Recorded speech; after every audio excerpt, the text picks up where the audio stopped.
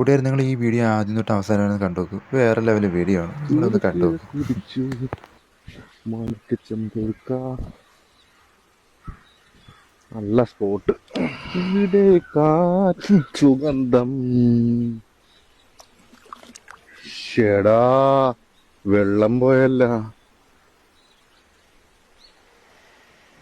ഷെടാ വാഴയിലെ ആരാ പറഞ്ഞ നിനക്ക് സൗന്ദര്യം ഇല്ലാന്ന്? വാടാ ചന്ദനക്കാറ്റേ